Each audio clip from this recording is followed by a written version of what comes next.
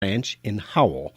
And La Casa is a great community organization to do all kinds of things. And for $100, it includes your parking, dinner, drinks, gambling, all night long entertainment.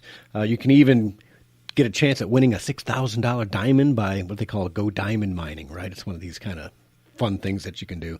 Country cooking, horse shows, wine, beer, spirit, and cigar bar. For $100, folks, you can't do better than Denim and Diamonds tonight. Yes, a piece.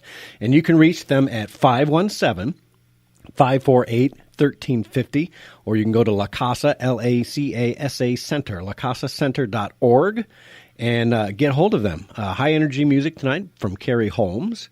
So it should be a really fun event. Join us for a kicking party tonight at Denim and Diamonds. Boy, it's hard for me to get that out. Saturday, September 30th. That's tonight, 5:30 to 10. So if you're looking for something to do, worthwhile cause, and be able to drink and eat, it's a great cause. $100 a person. I was looking to see if it was tax deductible. I don't know, but I'm betting it is. So you tax. Give it a try, folks. What could go wrong? How can you go wrong? $100 for dinner and drinks? I mean, that's all you can drink, right? Mm-hmm. Jeez. All right. I'll get my $100 worth. I can assure you of that. All right. So let's take a call from Mark, who's been waiting patiently. Mark from Howell. He's got a healthcare comment. Mark, welcome to the show. Hey, Mark. Well, thank you very much. How are you gentlemen today? Oh, we're doing good. We're doing fabulous.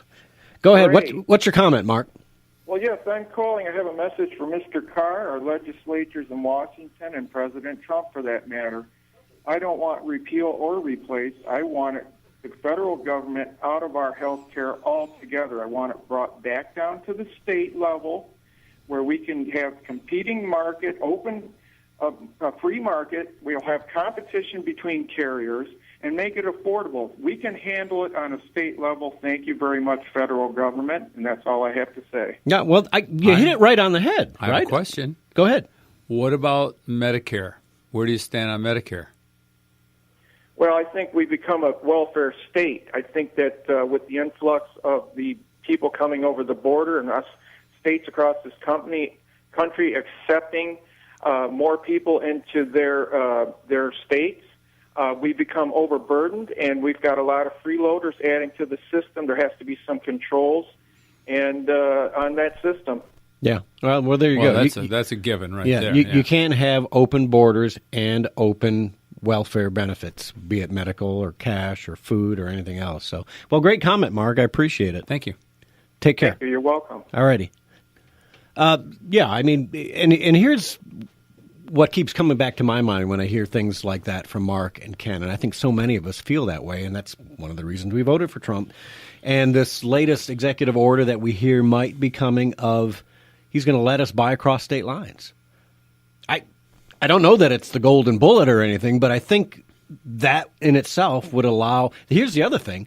Let us buy whatever plan we need. These young millennials that are out there, they just need catastrophic insurance. They don't need something that's going to cover the trips to the doctor or the kids' bills because they don't have any kids, right? So give them a cheap, easy monthly plan that covers them in case of whatever, the catastrophic things. And I think, Ken used to – and he's right. Ken used to have a plan. I used to be self-employed and had a plan that I could afford. Did it have high deductibles? Yes, it did. But I was covered for the catastrophic stuff. And when I was self-employed, I paid cash to my doctor when I went for a visit. I didn't bother using insurance. I just paid cash. And I think if we can get back to the simpler times of, take care of your doctor visits, whatever, get your health insurance for the catastrophic, for the hospital stays, for those things that are very expensive. It's insurance, right? You don't get insurance that covers your oil changes in your car either, do you? No, but you know what? It just occurred to me, and you were saying, the doctor. I remember a time when doctors came to the house, and I'm wondering if the recession of doctors coming to houses coincided with the rise of health insurance, and so basically the doctor couldn't come to the house because he couldn't bring his accountant with him and the person doing the medical bill prep, and he'd have to bring a whole office with him to come and do an office, rather visit in your home. And I'm wondering if there's a correlation there. Maybe. I mean, it's just the way civilization has gone, I guess. But I really honestly believe it's the regulation that is killing the industry. It really is. I don't see how Trump can do an executive order on that, though. That is a law. that on the crossing straight lines that was done in the 50s. I don't know. And I really don't. I mean, well, we all know executive orders. Executive orders are executive orders. The one I'd like to see, take away Congress's health care. If you're not going to give us a system that works for us or put them on, make them, I don't know if he can do that either. But doesn't matter. Obama broke every rule in the book with his executive orders. Now, I'm not saying two wrongs make a right. So, there you go. And the other thing is, the thing about Congress, and I don't want to go down this track too far because we have other things to do, but basically Congress has an employer, and so they have employer health care. All right? I have an employer, or had, and I have employer health care. So you have employer health care. So really Obamacare may be driving up certain costs. It is driving up our payments out of pocket. I realize that. But having to buy insurance on the open market, anybody with an employer doesn't need to do that, and that includes Congress. So I've been kind of ambivalent about that claim. Well, let Congress sit under Obamacare. Well, they have an employer. Yeah, that's true. Well, you make sense on that one. Let's take a call from Walter in Belleville. Walter, welcome to the show. Hey, man, you guys got so many good callers and great ideas, man, about the Obama never did care, health care thing. And now we got you. Yeah, oh, man, I'm going to bring it, man. So get ready. Go on, set it on fire, Walter. Let's hear it. What do you got? Only difference in my get ready, that's a line from T.D. Snake. That's right, I said T.D. Snake. Some people call him T.D. Jakes.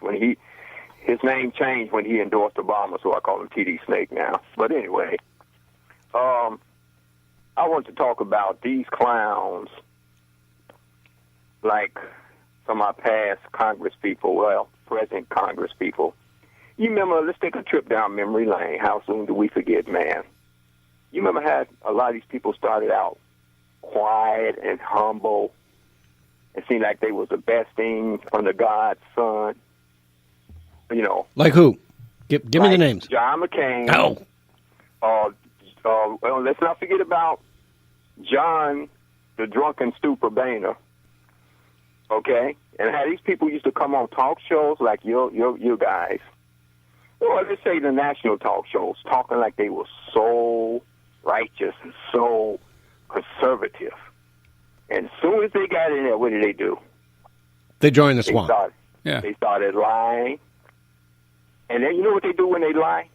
Like some of these crooks that we got, like John McCain and the rest of them, who lied, talking about they was going to do away with Obamacare. You notice how they avoid coming on the talk shows when they do that? Oh, that's not. Yeah, in fact, they don't come on our talk show at all. Is that one of them calling in? We got a lot of lights on the board. Is that John McCain calling in? No, not yet. But we'll never get a John McCain on this show after all the nasty things I say about him on Twitter and Facebook and on the air live. All right, Walter. Well, you made a great point. We've got a bunch of calls stacking up on us, but you're right. People like John McCain need to be out of office. And let this be fair warning to all these people running for our current open position that Dave Trott's vacating. Do what you say what you mean, get in there and be effective. Don't turn into one of the swamp Desinans yourself, okay? Okay, don't pull no punches when you ask them questions. You will find out if they're a devil or not. You got it. All right, take care, Walter. Let's take a call from Todd in Whitmore Lake. Todd, welcome to the show. Hey, good to hear from you guys. Thanks for taking the call. Yeah, go ahead. Hey, and going back to what you guys said about employer health care, everybody's got an employer. When you talked about Congress, whether it be state or federal, we are their employer, so they should definitely be listening to us when it comes down to things. Oh, definitely. No, but we have to get together and make that change. But I'd like to drop on you when it comes to the government getting involved in healthcare, federal or state or local. Stay out of it. Let the free market system work. A perfect example would be LASIK eye surgery. When that first came out, if I'm not mistaken, it was about $3,000 or $4,000 an eye. Now, the insurance companies didn't want to pick it up to cover it. So guess what? The free market system worked. Everybody's competing for the business. Now you're down to about $200 or $300 an eye. Yeah, it's a good point. I've not, you know what? And I was still thinking it was in the expensive range because I need to get one of my eyes done. I've heard of some clinics like that too that are they don't take insurance. Some of the western states. And people going out there and they're getting work done, knee surgeries and the like, and people are paying out of pocket. Yeah, Texas is a big example of I think it's called direct primary care. The physicians group, and I forget what city it's in, they refuse any insurances, and they're forcing the healthcare providers to compete for the business. They don't have this one system like we have in Michigan, that Blue Cross Blue Shield or HAP or whatever, where there is no competition. Now, there I think up to about 12 or 14 different healthcare providers that compete for the business. You know, there was a video I saw on the internet recently. It was done off of True TV. It was pretty popular, and this guy goes through and he's showing all of the hidden costs of healthcare and why drugs are a certain cost. And there's a book that the hospital keeps that shows the prices that they are going to charge for. I mean, like you go in for surgery, you're going to pay $5 for an aspirin. I'm exaggerating, but my wife takes some heavy-duty medication. Hi, honey. And basically, it might cost $2,700 a month for this one prescription, but the hospital can cut us a deal because I don't have insurance currently for $900. Well, how does that work? Yeah. It's just they're not marking it up against the insurance company. Yeah, once again, you're proving the system to be Rigged. False and rigged, and all these different terms that we could put up upon it. Yeah. Well, great points, Todd. Appreciate it. Call us again, man. Love getting your calls out of Whitmore Lake.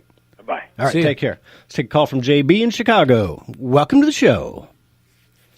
Hello there. Yes, you're on. Hi, Gary. Hey. Hi, Ed. How are you? Pretty good. I wanted to comment about the healthcare situation. I've worked in healthcare for going on about 6.5 years now. And I can tell you that the problem with healthcare, and a lot of people don't seem to grasp, is that it's all about following the trail of money. A lot of the people that are voting in Congress to either, fix Obamacare or keep Obamacare, these are people that line their pockets by insurance companies. Insurance companies have a monopoly, basically. And so what they do is they get the people in office who support their vision of what, they think is more profitable. And I can't tell you, every day I talk to very concerned people who are losing their insurance, lost their insurance, can't afford their insurance, and they ask me questions, and I'm fairly well versed in insurance. As I said, I've done it for a few years now. And sometimes even I can't answer some of the questions that these people have for me, because they ask me, well, I had insurance before Obamacare. What happened to that insurance? And I was like, I don't know. And the problem is that the Democrats are all turning, against the establishment as far as the Republicans, because let's face it, we are the establishment. But the thing is that Trump, in particular, is trying to fix a problem that the Democrats created, and people don't seem to understand if it wasn't broken, Trump wouldn't have to fix it. So let me ask you, if being in the state of Illinois, yes, if there was an executive action, or better yet, if Congress actually did their damn job and got us something that allowed you to buy across state lines, what would that do? Would that really increase competition at the insurance level? I'm not talking healthcare, because let's face it, healthcare and insurance are not the same thing. Right. Would it increase enough competition to drive insurance rates down if you could buy across state lines? Well, first of all, that's a huge if Congress did their job. But I will say that, in my experience and what I've seen, yes, it would, definitely. I mean, there's no business in the world that doesn't fare better for the consumer if there's more competition. With more competition. Well, healthcare is one of those things. The only problem with healthcare, however, is, as I started to say at the beginning, is that it's so connected to political sides. When you've got senators and congressmen lining their pockets from the insurance companies, of course they're going to, vote for them instead of what's good for the people. How many? JB, let me give an example here. Suppose there was a law in every state that you could only